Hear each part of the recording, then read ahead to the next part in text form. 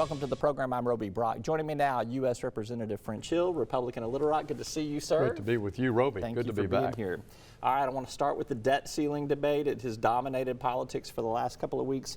Speaker Kevin McCarthy says about 2 days ago, "We haven't agreed to anything yet, but I see the path that we could come to be, and I think we have a structure now, and everybody's working hard." What is that structure? Yeah, no, it's a good point. Well, for 100 days, we waited for President Biden to engage. So Speaker McCarthy went to the White House on February 1st and asked, let's have a sensible and reasonable bipartisan approach to raising the debt ceiling. And the president really never took him up on it. So we began meeting in earnest in the House in order to, well, what would we do or what would we propose in order to raise the debt ceiling?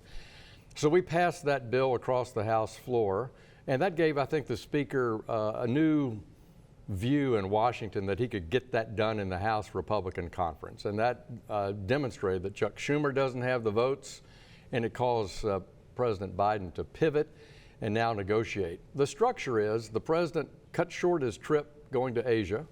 He appointed his top negotiators from OMB and on his personal staff at the White House. Speaker McCarthy's done the same, and they pushed away Chuck Schumer in the Senate. So it's a much more narrow negotiating group, and I think that's what the Speaker's referring to. And as we go into this weekend, that's the group that's working in earnest to find a deal. Why not a clean debt ceiling vote? Why does it got to be tied to spending cuts or different types of policy issues that we'll dive into? Well, around a dozen times over the past 20 or 30 years, you've seen the debt ceiling used for spending reform and budget reform or regulatory policy reform. And when President Trump was in office and Speaker Nancy Pelosi, a Democrat, was in charge of the House, she extracted changes in policy from President Trump in return for raising the debt ceiling for his administration. I thought there were 3 clean debt ceiling No, they were not clean debt ceiling increases. They were not. Speaker Pelosi asked for over $300 billion of net new spending from President Trump in the 2019 agreement. So it was not a clean agreement. Steve Mnuchin, his Treasury Secretary, was the negotiator. So when you have opposition in the Congress and the political party in the White House, there's almost always a structured negotiation. Here, you don't have the votes in the Senate. We want spending controls and some regulatory reform in the House, and that compels the president to the table. A couple of other things that, just from what I've read, is in the GOP plan. McCarthy wants to extend the Trump tax cuts. The Congressional Budget Office says that's going to add another $3.5 trillion. That's not in the plan. That's not in the plan? No. That's just a separate plan. No, that may be a budgetary goal long run, but that's not in the debt ceiling plan. The House GOP plan does force some cuts to defense, veterans care, medical research. No, not in the plan. That's what it says. No, the plan is to cap spending over 10 years to 1% growth per year and go back to FY22 spending levels, which was just 5 and 6 months ago. So this is really not a dramatic cut. These are Democratic talking points. What we're proposing is that we not do the $600 billion of Joe Biden's write-off student loan debt, which the Congress has not authorized, that we claw back all COVID relief money that was appropriated but not spent. Those are the 2 big savings plans. And then we propose to remove some of the environmental deductions and proposals that were in the Inflation Reduction Act, and that we don't spend the $80 billion on 87,000 new IRS agents. Those are the proposed current cuts, and then we would cap spending going forward. The magic words to me are that clawback of that COVID money that has not been spent. I don't know what the dollar amount is, that you may know that. It's about $60 billion, I think. Is that, I think, a linchpin for making this debt ceiling negotiation work? There's some win-win for everybody in that one. Good point. I think that you'll find in this list of House proposals that were attached to Kevin McCarthy's $1.5 trillion increase on the debt ceiling, there are things that are appealing to both sides. COVID money, permitting reforms. We have Bruce Westerman's H.R. 1 attached as a regulatory reform to try to make energy independence our goal in the country again. And I think there's bipartisan support for that, particularly in the Senate. You're not going to get everything that you want on the House side. There'll be some sort of compromise that comes up. What do you think that compromise looks like? I'm not asking you to tip your hand on what you're willing to do away with, but you would vote for something if it looked like what? So I really, I don't want to negotiate that here with you. I think what has to result is an agreement between McCarthy and President Biden that can get 60 votes in the Senate and then come to the House with President Biden saying he supports it. So it'll get dramatic numbers of Democratic votes and I think a reasonable number of Republican votes. But it will allow some Republicans to still not vote for it. I think possibly. Democrats if it's, as you say, it's likely to be a bipartisan compromise. And think about this. First of all, McCarthy has to recommend it in agreement with President Biden, and it has to get 60 votes in the Senate. Then we'll see what happens. But I don't want to prejudice what that outcome looks like. Does it get done before June 1st? I hope so. I think it should. I mean, we've been waiting since February 1st for this agreement. President Biden has been on trips and doing things, and Speaker McCarthy's done the hard work. Well, he's a president. They got to do things. All right, I want to shift gears. Something that happened this week in Congress, OpenAI CEO Sam Altman testified. He said he is nervous about artificial intelligence and its potential abuse for undermining election integrity. Do you share his concerns? Well, I do share the concern that AI should be looked at with very careful ethical viewpoint, both in the private sector and the public sector. And in addition to his testimony in the House, you had this big interview with Elon Musk in the last few weeks on the same subject about how do we use AI to better our back offices and private business, offer better products and services to consumers, use it with big data in the public sector, but make sure we're protecting the future. So I think you'll see Congress address that. And Speaker McCarthy, again, has been a leader here. He's had the leadership of the House go to the Massachusetts Institute of Technology, MIT in Boston, and learn all they can about what's happening in the evolution of both AI and quantum computing, because we believe that the nation that harnesses those things for good will have a lead in the future, but they have to be done in a right and ethical manner. I don't have to tell you, this is a big elephant to eat in small bites. Congress does not have a great track record of working to get a lot of things done on big issues like this. No reflection on you. I'm just saying this when you're looking at the whole body of work there. I just don't see how we put something in place that addresses those ethical questions that you're suggesting are out there before the next election cycle, or quite frankly, in the near-term future. How do you resolve the political challenge of dealing with this AI problem when I think you and I would both agree that there's just not going to be great consensus out of the gate? Yeah, I think it's hard to develop consensus on something that's brand new and complex, and certainly AI fits that definition. But we do need to think about it, and think about it maybe in discrete ways. Maybe focus on how could it influence media and voter interest as it relates to an election, and narrow the scope there, while we think more about how it could be used in the public sector data management arena or in the private sector. But I know it's a topic, it's on the cover of every magazine this week. It's the topic that we're talking about right here, and therefore maybe calling that kind of attention to it gets people to move faster. We got to take a quick commercial break. I want to come back and talk some economy and politics with you. You bet. All right, he's Congressman French Hill. We're back with more right after this. And welcome back to the program. I'm joined by Congressman French Hill. Congressman, let's pick back up. Let's talk about the economy. Inflation is falling, not where we want it to be. Interest rates are rising. Do you think that the Fed has done all that it needs to do to get this under control, or do you still foresee more tinkering, more potential interest rate hikes? I'm still cautious there. I don't think our job is done. We've talked about this before. I believe that the 40-year high in inflation that we have coped with over the last couple of years is a combination of loose monetary policy that didn't recede fast enough, record federal spending, and the supply chain constraints brought about by the pandemic. So it's come down, but it's not there yet. It's still more than double, almost 3 times as high as the Fed's goal. So I would not be surprised by more rate increases this year, but I would expect the frequency to drop.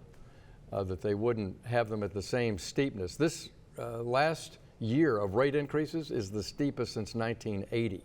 And has produced a lot of dislocations in the I economy. think there's a lot of economists nervous from what they saw in the 70s that are making some of the decisions today. A couple of statistics here I want to run by you. 253,000 jobs added in April. Unemployment at the U.S. level, 3.4%. It's 3% here in the state of Arkansas. 2 openings for jobs for every 1 potential worker. Where is this economy strong? Where is this economy weak in your estimation? I think it's getting weak in white collar, in technology, in the IT arena. There's a lot of softness there. Some of those job openings that had reached, I think, Roby, around 11 million have dropped back into the 9s. Maybe it was at one time 3 jobs open for every person looking. So it's still a very, very good buyer's market, I think, for labor. But I think there you see softness. GDP is down to the sort of 1% annualized level. You see expansions dropping. You see industrial production dropping.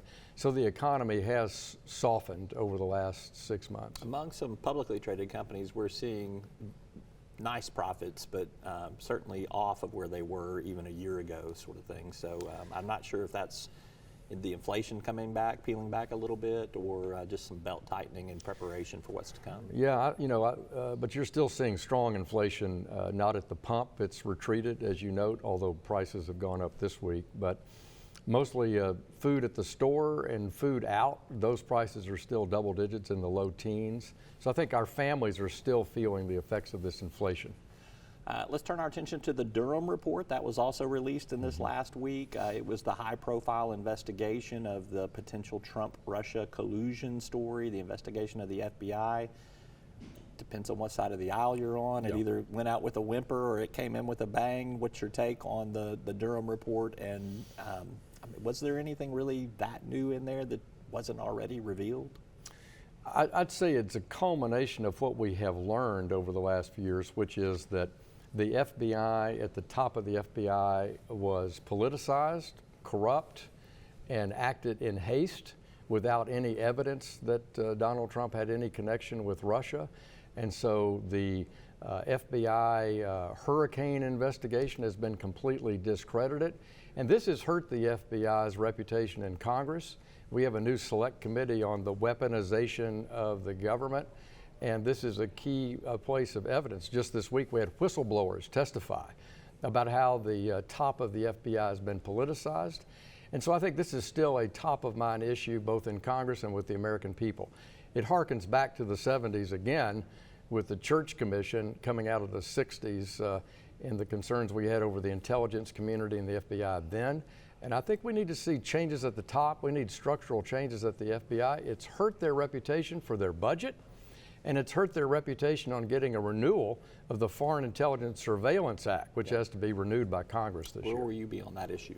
Well, I serve on the House Intelligence Committee, and so I'm working very mightily as a member of that committee to review what changes we need to make in particularly Section 702 of that Surveillance Act. And so I'll be... What does Section 702 do? That is where a U.S. citizen, you can get a warrant through a FISA court to get communications about a U.S. citizen who is in communication with a foreign national.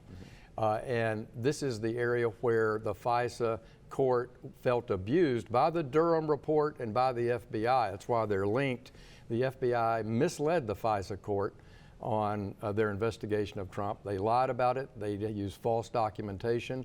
They've been discredited. And as you can imagine... Did they use false information, or did they just move more hastily without verification? Well, they moved hastily, but they relied on the Steele dossier, which is a false political document prepared by the Clinton campaign. Yeah. So this is hurting the work of Congress because of these political decisions made by the FBI beginning in 2016. Do you feel like the FBI reputation's discrediting, for lack of a better phrase here, is bipartisan? Because you certainly had in 2016 quite a few Democrats that were not happy with James Comey and the last-minute resurrection of the Hillary Clinton email scandal, and to me, it feels like it might be bipartisan undermining of confidence. I can assure you it's bipartisan. Yeah. And that I hope that we'll have a set of bipartisan efforts to change how the FBI is structured, but also make sure that we've got the protections of the Americans'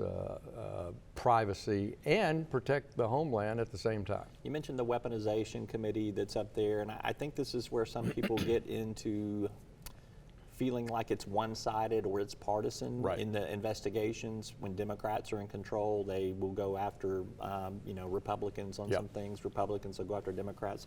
When I look at this committee and its approach to, I guess, foreign influence peddling by the Bidens, there doesn't seem to be any investigation of that potential influence peddling in the Trump administration, of which there's some pretty well documented cases between Jared Kushner, Saudi Arabia, some things happening with Ivanka Trump and Russia. Why does it have to be partisan in that respect? Why can't it be an investigation about where the truth is? Yeah.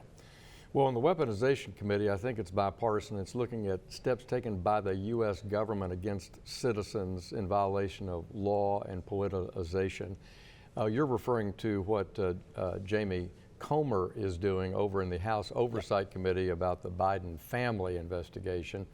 And I think in that instance, they believe that's an area, again, where the previous administration or early, basically did not follow up on the leads around the Biden laptop of the son of Mr. Biden during the election campaign. And so there, I think it's cleaning up something that was unfinished from the 2020 campaign cycle. I hear you, but that's the nature of Congress. If you have an opposition party in charge of Congress to the White House, you're always going to have conflict and investigations. We've had that since George Washington was president. Doesn't it bother you a little bit that somebody looked at some private citizen's laptop computer and decided that there's something happening there, and the computer shop owner is the one that kind of turned this over to investigation, and I think he sent it through Rudy Giuliani. I mean, Yeah, the whole I thing don't- just smells of partisan hack to me. Well, I don't. I'm not familiar with any of the details about Hunter Biden's laptop and how it got to the government, other than the shop owner turned it in. So I'm not going to say it bothers me one way or the other. I'm just going to simply say that you're going to always have investigations counter to the interest of a White House when you have an opposition party. And I think a lot of Americans were flabbergasted by the politicization of the Intelligence Committee by Adam Schiff during the Trump administration. I've never seen anything more dysfunctional and more inappropriate than what Speaker Pelosi allowed to happen to the Intelligence Committee. Got about 45 seconds left. I want to ask you one Trump-Asa question here. Obviously, former President Trump's the front runner at this point for the GOP nomination for president. Asa Hutchinson's thrown his hat in the ring. He's a longtime friend and ally of yours. He campaigned for you, as a matter of fact. Where are you hedging your bets on who is going to get the French Hill endorsement for president? Well, I'm going to support the Republican nominee, and I've said for 2 years now, I would like to have somebody younger that can serve an 8-year term in president to undo all the terrible things that we've lived with on the budget side and the culture war side of the Biden administration. Is Asa Hutchinson young enough for you? He's young enough for me, and I look forward to a vigorous campaign. All right, Congressman French Hill, always good to visit with you. Thank you for being here. So we're back with more right after this.